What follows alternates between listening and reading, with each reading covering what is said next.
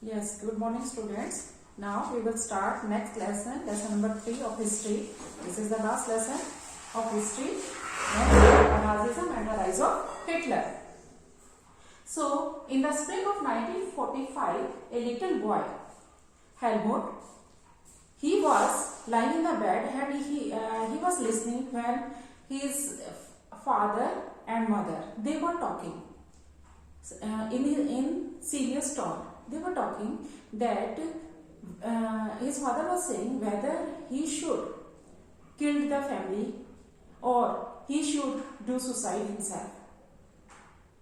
And the Helmut was listening this.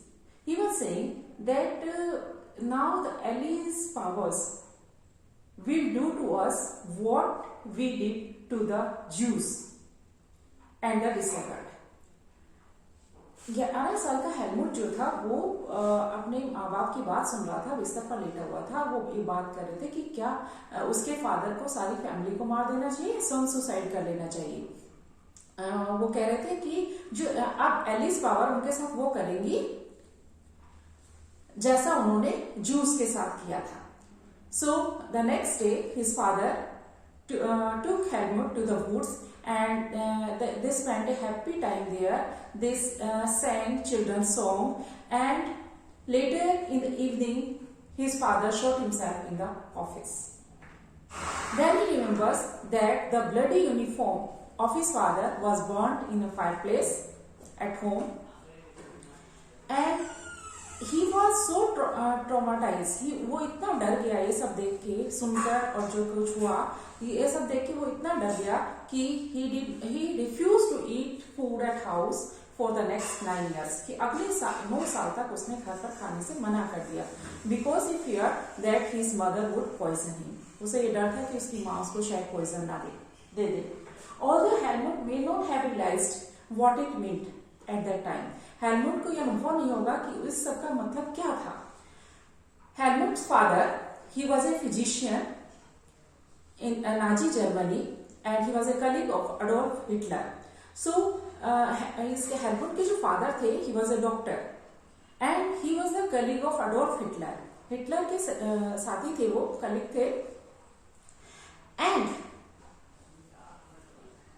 we all of us know about the Hitler and the Nazism, and we know that the Hitler wanted to become Germany a great power and he wanted to win all the Europe. Hitler जो था वो सारे Europe को जीतना चाहता था, Germany को great power बनाना चाहता था, यानी किल्ड ज्यूज, यहूदियों को उसने मरवाया। तो इस तरह से तो नाजिज्म इज नॉट वन और two of these acts. Nazism जो है ये सिर्फ उसके कुछ कार्य नहीं है, इट इज ए सिस्टम, ये एक सिस्टम है। नाजिज्म जो है एक सिस्टम है। So now we will see why Helmut's father killed himself. Helmut के फादर ने अपने आप को क्यों मारा एंड उनके डर के, हेलमुट के डर के या उसके फादर के डर के क्या कारण थे। In May 1945 Germany surrendered the allied powers. Allied powers France, Britain and Russia. 1945 के अंदर जर्मनी ने जो एलिड पावर्स के सामने सरेंडर कर दिया। सो एंटीसेप्टिंग द व्हाट वाज कमिंग, कि अब आगे क्या होगा ये देखते हुए Hitler and his minister, his propaganda minister Goebbels and his family members, all of them collectively suicide in a bunker at Berlin. उन्होंने सब ने जो है उसके फैमिली मेंबर्स ने और उसके जो मिनिस्टर थे उन्होंने अप्रैल के अंदर बर्लिन में और एक साथ सुसाइड कर लिया। Then at the end of the war an international military tribunal at Nuremberg was set up to prosecute the war criminals for crime against peace and crime against humanity. फिर युद्ध के खत्म होने पर एक international military tribunal at Nuremberg में स्थापित की गई। एक इंटरनेशनल मिलिट्री ट्रिब्यूनल जो थी वो न्यूरमबर्ग में स्थापित की गई ताकि जो नाजी क्रिमिनल्स हैं उनको प्रोसिक्यूट किया जा सके, नाजी जो अपराधी हैं उनको सजा दी जा सके, जिन्होंने they did the crime against peace, crime against humanity, मानवता के विरुद्ध उन्होंने अपराध किया था। सो इस तरह से एक मिलिट्री, इंटरनेशनल मिलिट्री ट्रिब्यूनल जो थी न्यूरमबर्ग में स्थापित की गई नाजियों को सजा देने के लिए। सो युद्ध के दौरान जो जर्मनी का व्यवहार था, तो वो जो था that was a crime against humanity, मानवता के विरुद्ध वो अपराध था, जो उसके एक्शंस थे, they were the crime against humanity and the world condemned these actions. World ने इन एक्शन जो कार्य थे जर्मनी के, इनको जो था गलत ठहराया। और व्हाट वर दीज एक्शंस, अब ये एक्शंस क्या थे?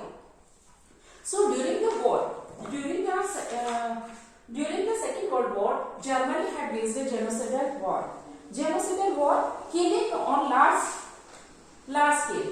सेकेंड वर्ल्ड वॉर में जर्मनी ने क्या किया कि बड़ी मात्रा में नरसंहार शुरू कर दिया, बड़ी मात्रा में लोगों को मारना शुरू कर दिया।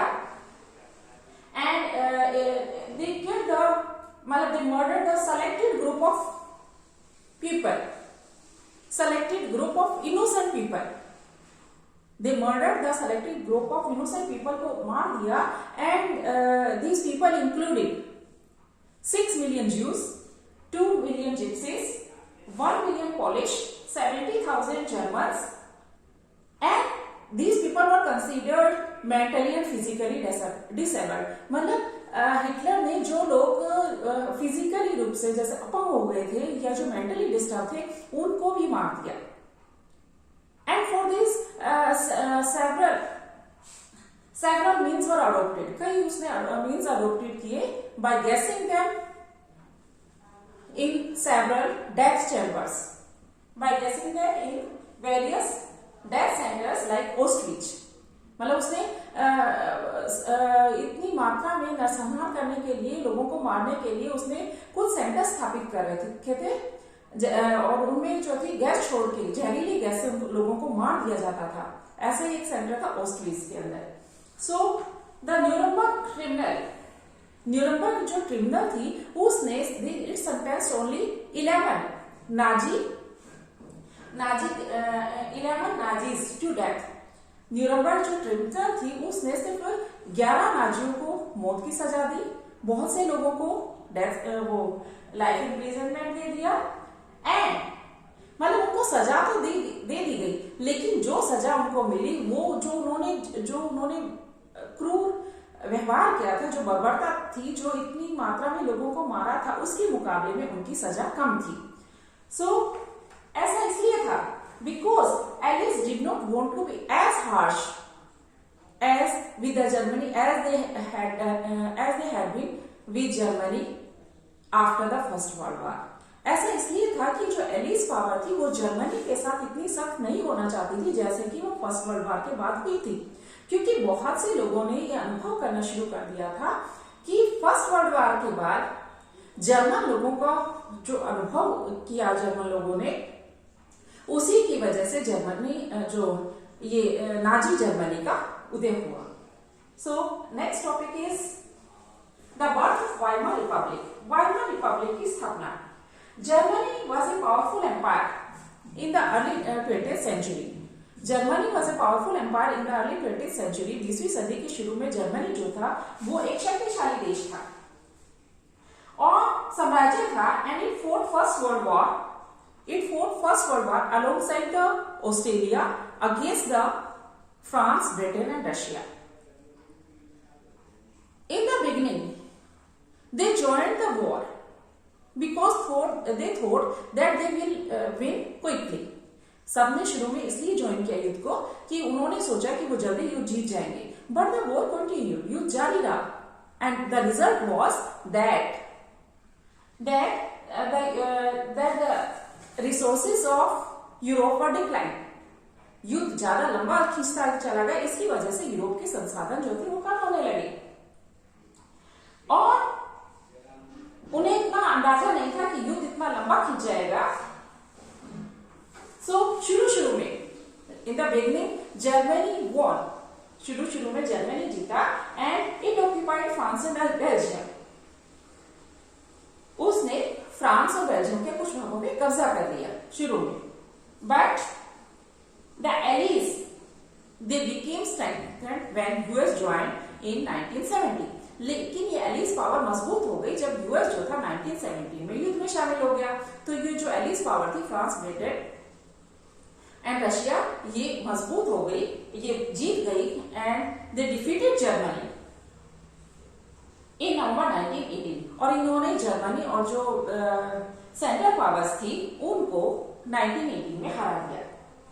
अब इंपीरियल जर्मनी की ये जो हार थी और उसके बाद जर्मनी की हार, उसके बाद जर्मनी के सम्राट ने पद छोड़ दिया, तो जो पार्लियामेंट्री पार्टीज थी उनको एक अवसर मिला और नेशनल असेंबली जो थी वो वाइमर में मिली और they established a democratic constitution. National assembly Weimar में मिली और उन्होंने एक डेमोक्रेटिक कॉन्स्टिट्यूशन बनाया और इन सब के लिए डेप्यूटीज चुने गए।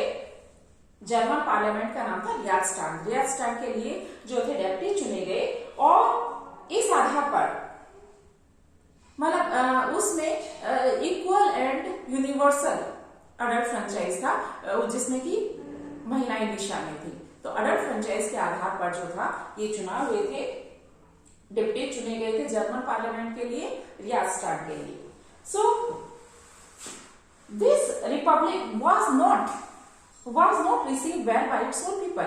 लेकिन जो ये वाइमर रिपब्लिक था इसको स्वयं इसके लोगों ने स्वीकार नहीं किया था। इसके कारण थे, एक तो लोग जो थे वो युद्ध में जो जर्मनी हारा था उसकी हार के लिए वाइमर गणराज्य को दोषी ठहराते थे और इसके अलावा वर्साई में जो संधि की गई थी, जर्मनी जो था was forced to accept for Germany's defeat at the end of the war and the First World War. First world war में जर्मनी की जो हार हुई थी इसके लिए जर्मनी के लोग जो इसको वाइमर को दोषी ठहराते थे और वर्साइलेस में जो शांति संधि हुई थी उसमें जर्मनी को काफी अपमान सहन करना पड़ा। तो इस तरह से because Alice was a harsh and humiliating peace, जो मतलब जो शांति संधि की गई एलिस के साथ वो काफी सख्त थी और काफी अपमानजनक थी। जर्मनी ने अपने जो ओवरसीज कॉलोनीज थी, उपनिवेश थे, वो खो दिए। इस 13% पॉपुलेशन खो दी, 10th ऑफ इट्स पॉपुलेशन खो दी, 13% इसके टेरिटरी चले गए, 75% इसके आयरन स्टॉक चले गए एंड 26% इसके कोयल चले गए। किसको? France, Poland, Denmark and Lithuania को। तो इस तरह से जर्मनी को काफी नुकसान हुआ। जर्मनी ने अपनी कॉलोनीज खो दी, इसकी 10th पॉपुलेशन थी, 13 इसके टेरिटरी चले गए, 75% इसके आयरन के स्टॉक चले गए और 26% इसके कोयल के स्टॉक लिथुनिया, फ्रांस, पोलैंड और डेनमार्क को चले गए। एलिस पावर थी उन्होंने जर्मनी की जो सैनिक सत्ता थी उसको भी नष्ट कर दिया, सेना को भी नष्ट कर दिया और इस तरह से जो वॉरियर कोज था उसने इस युद्ध के लिए जर्मनी को दोषी ठहराया और जो एलिस पावर का नुकसान हुआ, डैमेज हुआ, उसके लिए भी उन्होंने इस जर्मनी को दोषी ठहराया। इसलिए जर्मनी पे 6 अरब पाउंड का जुर्माना लगा दिया गया। मतलब इस जो फर्स्ट वर्ल्ड वॉर हुआ इस युद्ध के लिए एलिस पावर ने जर्मनी को दोषी ठहराया और एलिस पावर को जो नुकसान हुआ युद्ध के दौरान उसके लिए भी उन्होंने जर्मनी को दोषी ठहराया और इसके लिए उन्होंने जो जर्मनी पे 6 अरब या जो 6 मिलियन डॉलर का जुर्माना लगा दिया गया। Allied armies also occupied the resources of Rhineland, जो खनिज संसाधन का जो एरिया था ये रिनेलैंड, उसमें भी 20th सेंचुरी के अंदर 1920 में इनका एलिड पावर का कब्जा हो गया। रिनेलैंड में भी एलिड पावर का कब्जा हो गया और बहुत से जो जर्मन्स थे उन्होंने वाइमर रिपब्लिक को दोषी ठहराया। बहुत से जो जर्मन थे उन्होंने वाइमर रिपब्लिक को दोषी ठहराया युद्ध में हार के लिए और वर्साई में जो अपमानजनक संधि हुई थी उसके लिए उन्होंने जर्मनी को दोषी ठहराया। तो आज का टॉपिक अभी का इतना ही है। Next topic we will do in the next session. Okay, thank you students.